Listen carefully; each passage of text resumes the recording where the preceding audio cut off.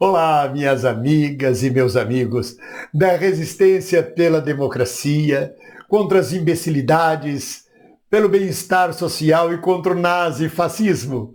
Alegrias, alegrias, porque alegria de palhaço é ver o circo pegar fogo. E o que está pegando fogo é o cabaré. Pega fogo o cabaré. Bolsonaro desesperado, derretendo, gritando, os militares ofendidos, a CPI resultando em prisão.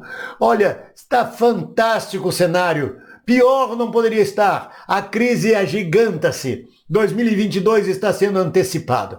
Vamos aos fatos.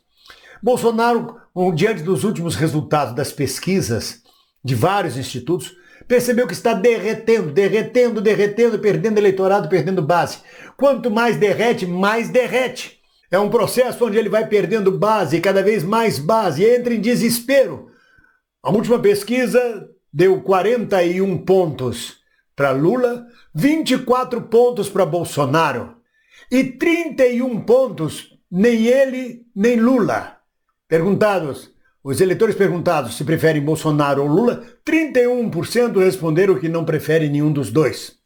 Isto mostra que a terceira via pode ocorrer e que Bolsonaro pode não chegar ao segundo turno. Vocês imaginem, 41 pontos para Lula, 31 pontos para nenhum dos dois e 24 para Bolsonaro.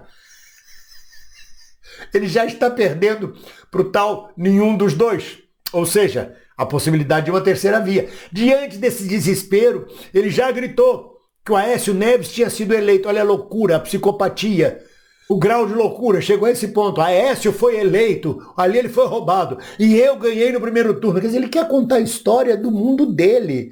Ele só quer fazer confusão, ele está desesperado, ele está derretendo, ele não sabe mais o que fala. E aí ele diz: não podemos aceitar o resultado destas eleições. Mas as eleições são em 2022. Nem ocorreram as eleições, ele já está dizendo que não aceita o resultado das eleições. Que ótimo! E se ele ganhar, ele não aceita o resultado da eleição? Digamos, numa loucura do povo brasileiro de querer fazer mais merda mais uma vez e reelegê-lo. Ele não aceita o resultado das eleições? Isso tudo por causa de quê? Já para embolar o meio de campo, já para antecipar o processo eleitoral, para não ter nem eleição. E em apoio dele ocorrem os militares. A nota do ministro da Defesa e dos comandantes militares contra o senador Omar Aziz é uma nota claramente a favor de Bolsonaro. Porque, repara, os militares ficaram ofendidos, eles se ofendem, são muito delicados. É a tropa mais delicada do mundo, talvez, é a nossa tropa. Se ofende com qualquer coisa. Ah, me ofendeu.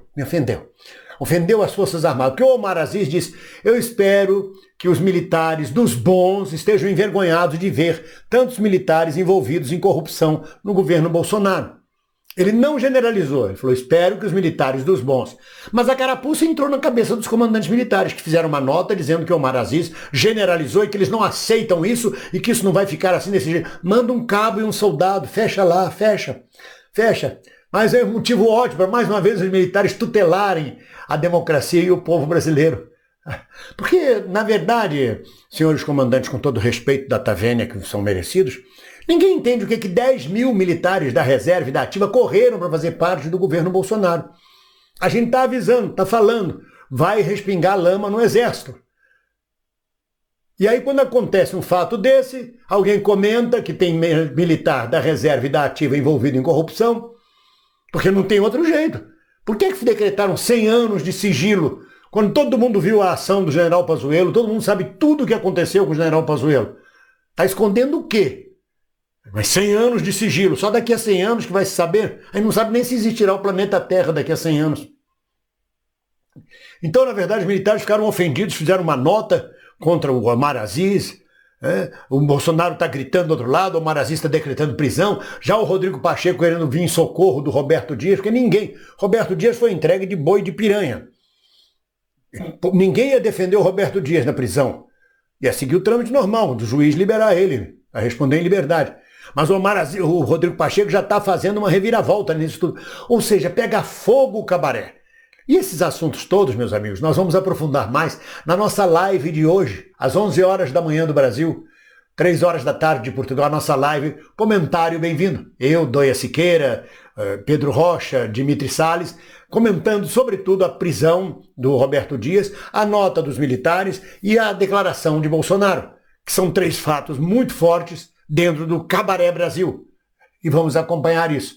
Aguardamos vocês até lá. Até lá, ninguém solta a mão de ninguém. Juntos, dia 24 de julho nas ruas, e se precisar estaremos nas ruas antes disso. Ninguém soltando a mão de ninguém. Vamos vencer o nazifascismo.